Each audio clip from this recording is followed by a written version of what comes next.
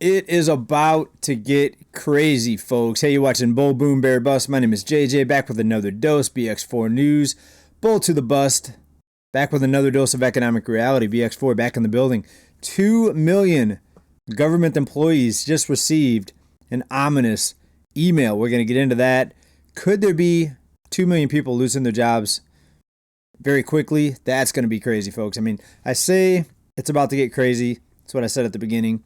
It's already gotten crazy. I mean, the fact that we're here right now as a country, but this is global, but just talking about the U.S., as a country, about 70% of people barely scraping by. In other words, living paycheck to paycheck, living off of borrowed money, living off of credit cards in a lot of cases. And we've got some more data, some more evidence that's out recently that, again, backs up that number, that 70% number. Let's take a look at this, and then we'll get into the whole 2 million workers in this weird email. Let's start right here. And Redfin just put this out recently. 70% of single people struggle to afford housing payments, compared to 52% of the married people. Now, we'll talk about the differences there, but there's that number again, 70%. People living paycheck to paycheck, same people, same group, same percentage that's struggling to afford their housing costs, whether it's rent or mortgages. It's all the same. A lot of people are still barely scraping by. Homeownership is not the key to easy street. It can be if you buy at the right time and if you invest wisely, if you have low overhead. Maybe you don't have kids, because that's part of having a low overhead and low cost of living, because kids are expensive. But that brings us to this other number, 52% of married people. So when you think of married people, you think of, okay, people with families. But there are actually less of them struggling to afford housing. Well, you have two incomes a lot of times, but more people not having families, not having kids, and the people that do have kids are waiting longer. So they're trying to build up that nest egg before they have kids. A lot of times it's 30 plus now, where it used to be if you didn't have a kid by your mid-20s, people would look at a female kind of strange, back in the 70s and 80s. But now it's kind of the norm, 30 plus, you get your career, you get established. But it's interesting because a lot of the people that wait to have a family or try to save up money, they are not able to save up money, right? So I think it's more about the two incomes, because you try to save up money, unless you're making a lot more than you're spending, by the time you look a few years later after trying to save money, prices of everything went up, right? And I personally know people that waited to buy a home, and they're waiting, and they're waiting, and they're waiting, and they're getting a bigger down payment, some of them.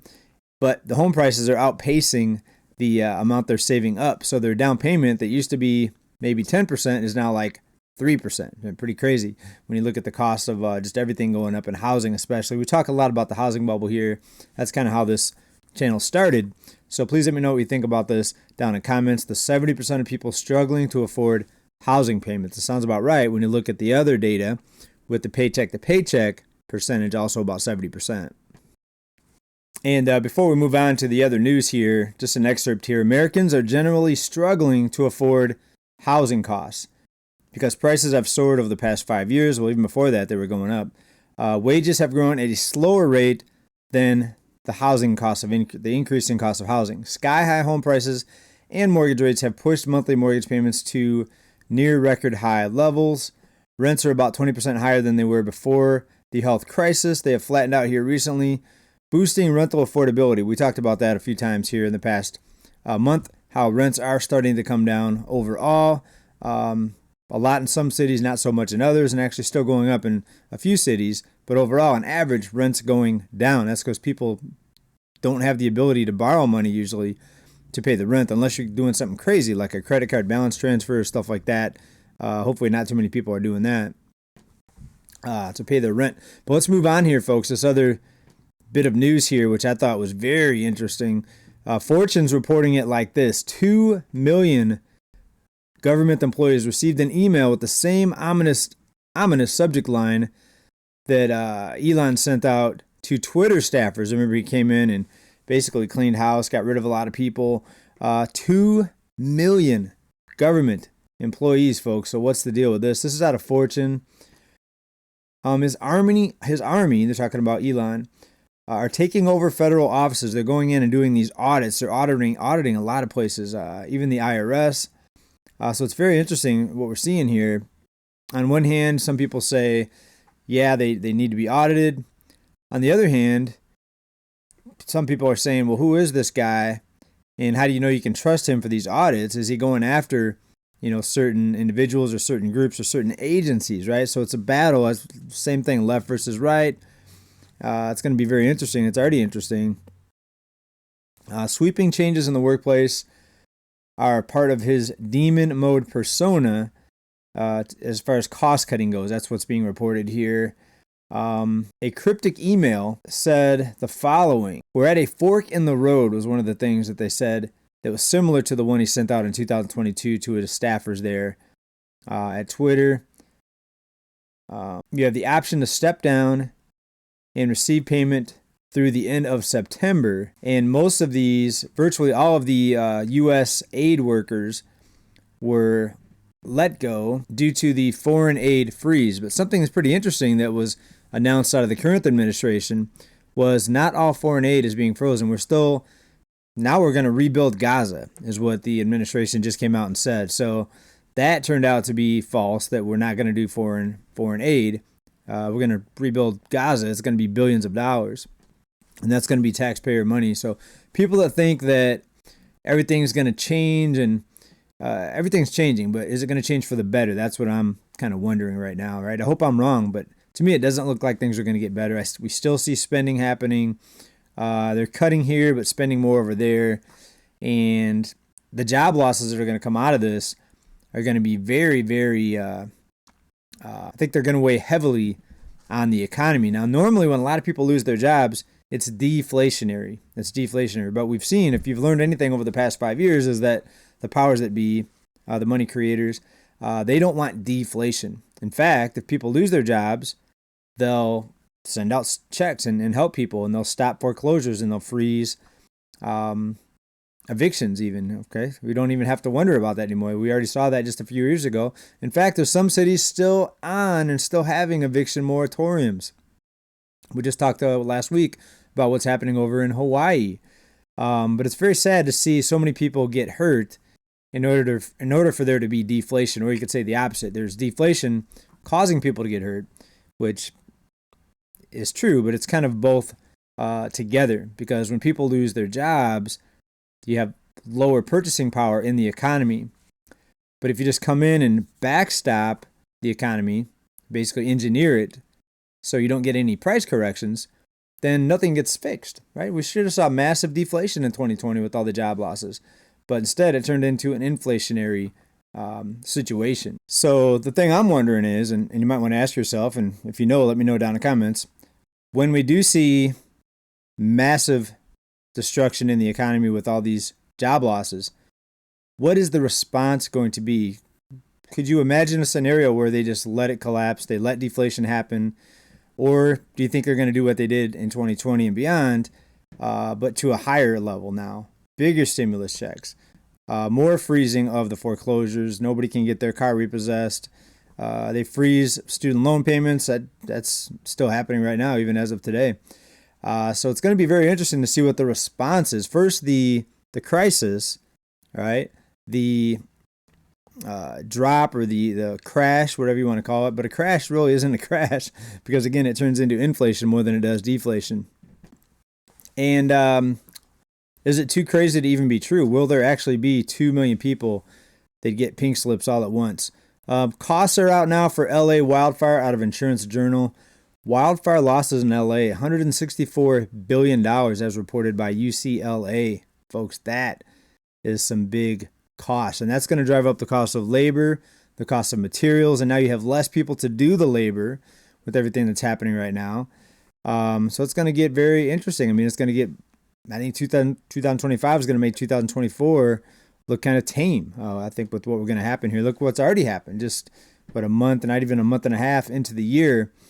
Out of ABC, federal workers who accept buyout must waive their right to legal action. So these people that are losing their job, they have a choice to make. If they accept a buyout, they can't come back and sue. So they're going to make them sign some sort of agreement on that, some sort of contract. Look at this. Egg prices are so crazy now. People are targeting eggs. Pennsylvania thieves haul away precious loot. Wow, I thought it was 10,000. 100,000 eggs. How the heck? They must have stolen a whole truck. How do you get away with 100,000 eggs at once? They're not running into a store, that's for sure. Police were hunting for thieves who stole about 10,000. I keep saying 10,000. 100,000. Can't get my head around that. 100,000 eggs. Am I wrong? Is that a whole semi full of eggs? Organic eggs. Oh, it's even worse. From a wholesaler's warehouse over the weekend, a haul worth more than $40,000 amid a national shortage. What are you going to do with that many eggs? Right? You steal an item or an article of clothing or an electronic device, you resell it. You resell it on eBay, whatever. Offer up. What's the other one? Offer up. I can't remember. Facebook Marketplace, whatever. You resell it online. Eggs, you can't do that. You can have the biggest front yard garden stand ever, or go to one of those farmers markets. You're going to have a lot of eggs. You better sell them for cheap. Pennsylvania state trooper investigating the case told Reuters that in her dozen years, she's never encountered an egg theft. Yeah, that's what happens when the price of something gets so high. It starts becoming a target of thieves. The only thing close was 10 years ago when someone stole a trailer full of chickens. This is a major felony given the value of what's taken. She said the theft happened on Saturday in Greencastle, Pennsylvania, about 65 miles southwest of Harrisburg. Tell us how it happened. They're not really giving us the details here. It actually does continue here. The eggs were taken from a trailer at Pete and Jerry's Organics warehouse. So taken from a trailer, or they took the whole trailer? How do you pick up that many cartons of eggs, or do you have pallets? If they're on pallets, you probably need a forklift to move all those. There's no way they could have picked up each carton, even if it was an 18 pack or 24 pack, whatever they come in. That 100,000 eggs carrying one carton at a time, no way. They had to have taken the whole trailer, but they don't really break it down in this article. If you've heard, please let me know what they did, because it seems to me they'd have to haul away a whole trailer to get 100,000 eggs. Anyways, crazy times, folks. I mean, the cost of eggs. We talked, our last report about the surcharge, a 50 cents per egg surcharge being put out by restaurants. I think it was Denny's, and maybe it was Waffle House, or both. Instead of changing their menu prices permanently, they're doing this surcharge and just making people pay a little bit more because of the egg shortage. All right, tariffs were paused from or against both Mexico and Canada, but so far not China. And in fact, there's warnings out there that if you're going to go shopping on some of these sites that sell a lot of goods made in China, like Shein, how do you say it? Shein, Temu. I've shopped from Temu before. There's another one called AliExpress. If you're going to go shopping on one of those sites that are basically, I think 99 are all imports from China, or goods made in China, you better order quickly. The 10% tariff on Chinese goods went into effect on Tuesday, so it could already be too late if they've adjusted their prices already. The current administration agreed to pause tariffs against Mexico and Canada. We know that. We've been talking about that here. So if you're going to shop for these things, you might want to shop sooner rather than later, or even better yet, ask yourself if you could just do without these things, because now might be a good time to be cautious, be on the defensive, and maybe cut back on some unnecessary items. But also, in addition to the tariffs against China, there's now going to be this, there's a suspension of a exemption that allowed goods of lower value, which are items worth $800 or less, to come into the U.S. duty-free. The order throws a wrench in the business models of China-based retailers like Shein and Temu, which were previously exempt from any tariffs or customs inspections for items $800 or less. So they took that away, so now there's going to be more delays and higher prices both. So it's going to get very interesting as well. And real quick, let's go back up to LA real quick. What they're doing in LA, because there's so many people without housing right now, they're barring landlords from evicting tenants for taking in fire victims, or fire refugees is what they're calling, because people don't have their place to live. A lot of landlords will put restrictions on how many people you can have living with you or staying with you. Some of them even getting into your business saying, okay, I see this car here in your driveway for 5 days now. Do you have a visitor? Did somebody move in? Some landlords actually do get that nosy, which is crazy. That's the crazy part about renting. Not much privacy. But they're barring people from being evicted for taking in tenants. So in other words, the landlords can't be doing that. And how do you prove that these people are fire victims? I mean, you could have somebody move in and bring on maybe a tenant and rent out a room and say, oh yeah, they're a fire victim. And what are they going to do? Ask them for their proof that their house got burned up. So that's going to be a lot of mess, a lot of red tape. More layoffs, not just the federal workers, where CNN's reporting that these layoffs by the current administration are basically going to be laying off, sweeping layoffs to people who don't resign. So they're giving them an option of resigning. Workday lays off 1,750 people, which is over 8% of its workforce. Just a couple search results I pulled up here. 30,000 federal workers in Kansas City brace for layoffs. We're going to start seeing a lot of these local reports. If it's 2 million nationwide, we're going to start seeing a lot of stuff like this. 30,000 here, 30,000 there. In this case, 30,000 in Kansas City. Folks, it's going to get very interesting. So the money that we're saving by cutting some costs or expenses, is it just going to be more money that's paid out to a lot of these people in unemployment? Is it really going to really do anything in the end? That's what a lot of people are wondering. Oh, and back to egg prices for a minute here. Egg prices taking a toll on local food banks and pantries. We talked, maybe 2-3 weeks ago about a big surge that we're seeing at the food banks as people are now at record levels, not paying off their credit card in full. And all of a sudden we saw this surge to people going to food banks. And now food banks are going to be running out of stuff, starting with eggs. And we'll see how that plays out. I think it's going to get a lot worse. And now you have more people dependent on food banks because of cuts to certain programs like WIC here in California, I think other states as well, but also scams. EBT scam leaves local family dependent on food bank. Several EBT card holders have reached out to 13 News saying that their benefits were stolen for the month. A Chesapeake, Virginia mother wanted to remain anonymous. She checked her EBT card in the morning. She saw there was $200 left for the month. She immediately ran to the grocery store in hopes of using what she had left. So she had more than that. Okay. By the time she found out all her groceries, she went to checkout. By the time she found out, the cashier said she only had $23 on the card. So somebody stole the card numbers. They didn't actually have the card. She had the card, but somebody somehow got access to the card.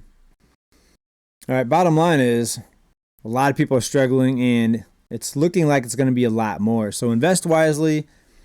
The markets so far have kind of shrugged off all this craziness happening right now, which is not surprising when you see what's happened over the past few years, how the market just remains elevated, and not just the stock market. We're looking at the housing market, everything else. You would think there would be plummeting prices with this many people. When 70% of people are struggling to afford their housing costs, you would think there'd have to be some sort of correction, which typically, when you look at what people can actually afford and wages, typically prices should correct, but we're seeing all this market propping and all this keeping the bubbles from popping, right? They don't want the pin to meet the bubble. We're talking about the housing bubble, and basically what people have pinned as the everything bubble. This price of everything is just too expensive. You name it, folks. So continues to get wilder and crazier every day as we continue to look at the news. I'll leave you with this here, a chart of inflation, the CPI number. Make it bigger here. And let me make myself smaller here. Look to the far edge here, over to the right, the latest number, the latest reading. December, 2.9%. And you remember that's the official number. I think the real number, the number of people actually have to contend with, is about 3 to 4 times that. But if you just look at the official number, you can see that, yes, inflation's down compared to that 8 or 9% that we saw. But it peak out at 9.1 June 2022. It's down from that, so people are saying, oh, there's going to be relief, or it's being reported that people are seeing relief because inflation's lower. Folks, prices are still going up. As long as it's a positive number, that means prices are still higher than they were the year before that, and the year before that, and the year before that. For things to get easier, it needs to go down below this 0 here. We need negative. We need negative CPI, folks. And I don't think they're going to allow it. Are they going to allow it? What's going to happen? Are you investing still? Are you confident that this whole thing is going to be propped up and you've got your money in the markets, or are you being cautious? I don't know how much longer I could be cautious for, folks, because I love investing so much, but I just see too much craziness happening right now to throw a lot more money into these markets. I'm staying cautious, at least for now. A few more months here, and we'll see what happens after that. But please make sure you come back to this channel. Let me know your thoughts down below in comments. I like reading your comments. Don't have time to respond to very many of them because I'm a busy person, as I've explained here before. But thank you for being here. Thank you for leaving your comments and just watching the video. And give me a like if you like what we talk about. Everybody, as always, keep stacking. Big love. Bye for now. Peace.